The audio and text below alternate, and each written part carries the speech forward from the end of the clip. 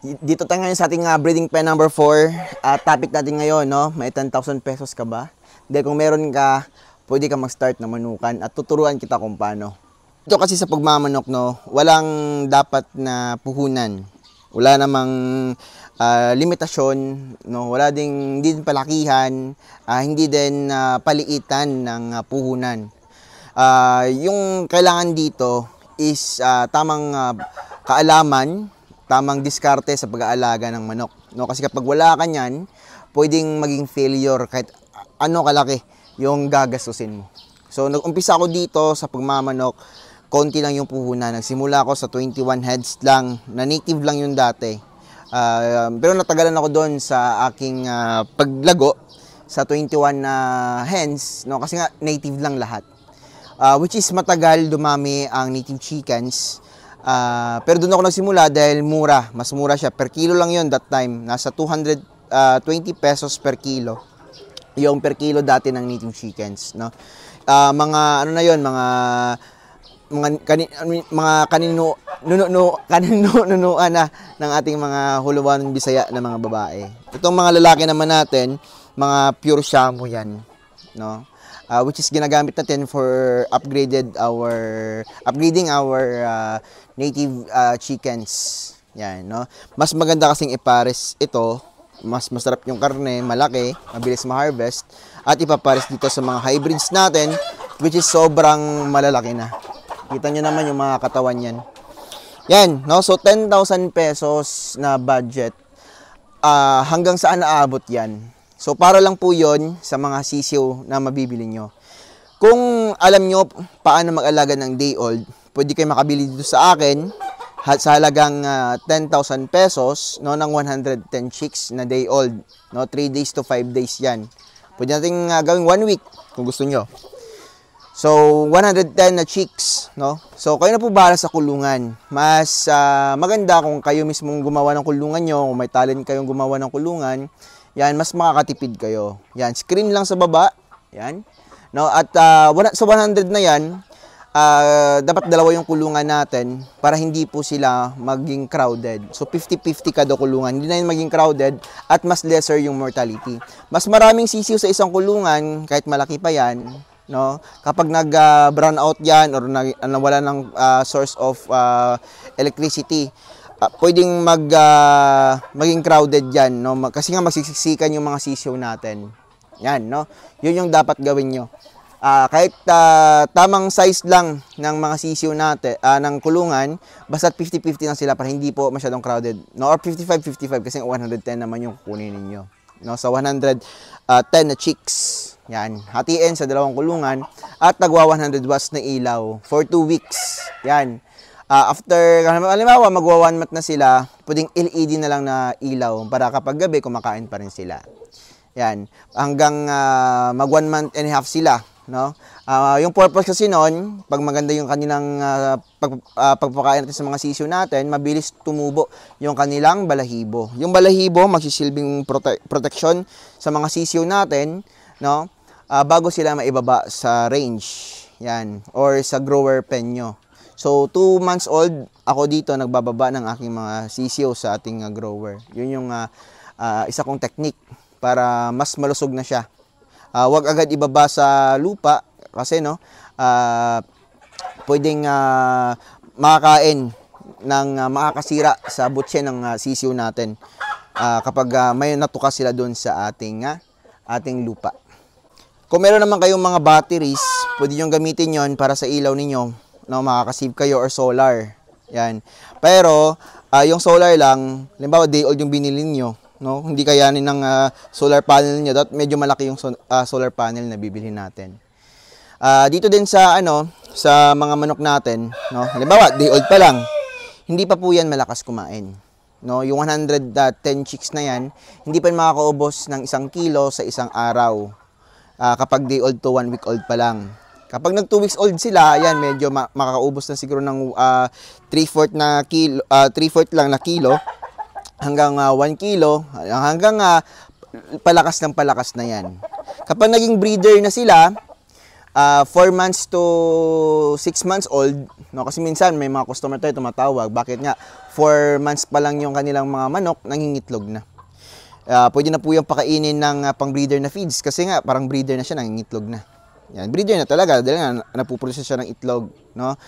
Minimate na siya ng lalaki. So mas mabilis mag-mature yung manok basta't maganda yung pagpapakain natin sa kanila.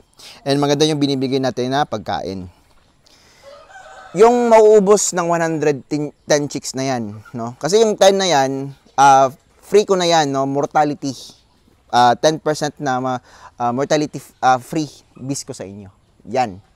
So, halimbawa, 100 lang yung nabuhay, no? Kasi nga, posible mangyari yon, no? Sa haba ng buwan, 4 to 6 months, may possibility na meron talagang madidisgrasya sa kanila. Sabihin natin 100 lang. So 100 na yan, kapag naging breeder na sila, pinaka-max na papakain natin dyan sa kanila, no, ay mauubos nila sa isang araw 10 kilos per day. No? 10 kilos to 12 kilos yan. No? Sabihin natin, magre-range yan ng 8 kilos to 12 kilos. Bakit ko ba nasabi kong 8 to 12 kilos lang? 8 to 12 kilos dahil minsan kapag masama din yung panahon, no, wala silang ganong kumain masyado. So, doon lang kayo sa 8 kilos. Yan. May times din po kasi na dapat pabitin-bitinin din po natin sa pagpapakain itong mga manok natin, no, para maubos nila palagi yung kanilang pagkain. No? So, kahit only feeding tayo dito sa ngayon, no, 120 grams per head, no, yun yung 12 kilos. Kaya, nasasabi ko 12 kilos sa 100 na manok, no, kasi pwede tayong magbigay sa kanila ng 120 grams per head. No? Pero minsan, may maiiwan sa kanilang feeder. So, ginagawa ko, may araw na, halimbawa, pagkabukas, marami pa natira. So, hindi ko muna yung papapakain hanggang hapon na yan. So, kapag hapon, konti na lang, papaubusin ko na. Pagkabukas, no, parang mababaliw na yan sa pagkain. Kasi nga, takam na naman siya. So, yun yung purpose nun. No? Minsan, kailangan natin mag-skip ng pagkain. Pero paminsan-minsan lang po talaga makaka-native. Dahil, itong mga manok natin, iniiwasan natin itong mapasma. Pag napasma ang manok, no, pwedeng magkasakit, no?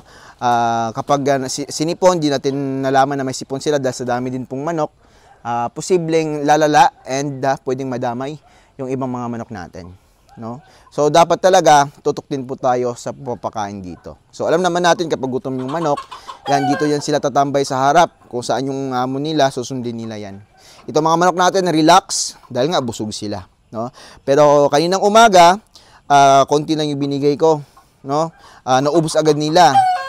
Tapos ngayon, nagbigay na naman ako para na po yan bukas, hanggang bukas ng hapon. No? So bukas ng hapon, refill na naman tayo. Yan. So once a day ako nag-refill dito kasi nga 120 grams per head naman yung ginagamit natin. Yan sa 100 chicks na yan, kapag lumaki na sila, no, hindi naman pwedeng masabi natin na puro babae na lahat, puro lalaki niyan lahat. Yan. Sabihin natin may 20 na lalaki, yan, no? So 20 na lalaki sa 80 na babae, okay po yan, i-mix din, no? Yung mas maraming lalaki kasi na kahit hindi lang sila nag-aaway, no? Malaki yung chance na halos fertile lahat ng mga sisyo. So pwede kayo magbenta ng fertile eggs. Yan, makaka-harvest kayo ng siguro mga 50, no?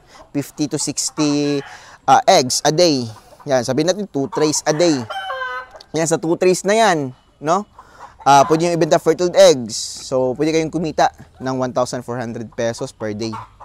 700 pesos kasi yung average price ng fertile eggs. No? So, malaking bagay po yun. No? Tapos, yung magagastos nyo naman, lalo na kapag dito kayo bumibili sa feeds sa amin, yung pang breeder feeds natin ngayon na ready mix na, no? Ay nasa 29 pesos per kilo. So, makagastos kayo ng 290 pesos per kilo at pwede kayong kumita ng 1/4, no, a day sa fertile eggs lang, no? O hindi nakasali sa chicks, ibang usapan na yon, mas malaki na yung kikitain, no? So dito lang tayo muna sa parang minimum lang yan. Sa chicks, no, 120 pesos per chicks kapag 2 weeks old. Every 5 days naglo-load kami. Yan, every 5 days may releasing kami. So pwede kang kumita doon sa fertile eggs lang 1-2 per day, no? Kapag nabenta ng fertile eggs. Stabled eggs naman, 300 pesos, no? 300 pesos sa isang araw. Sa isang tray. Yan, sa isang araw, dalawang tray, 600 pesos. Meron kang malinis, no? Na sabihin natin na 310 pesos per day. So, kikita ka kahit sa tabled eggs lang. Sa fertilized eggs, malaki yung kikitain mo. Sa sisiw, mas malaki yung kikitain natin. So, marami nag-aalaga ng mga klaseng breeds na to dahil sila yung mas saleable sa market. Rhode Island, Black Australian, Shamu native natin, and hybrids natin. For meat production tong dalawa, no? Yun naman pwedeng meat and egg. Ito naman dual purpose din sa kabila. Hindi pa kasali yung show type natin. Yan, no? Sa mga gusto nang mag-business ng show type or mga mamahaling manok.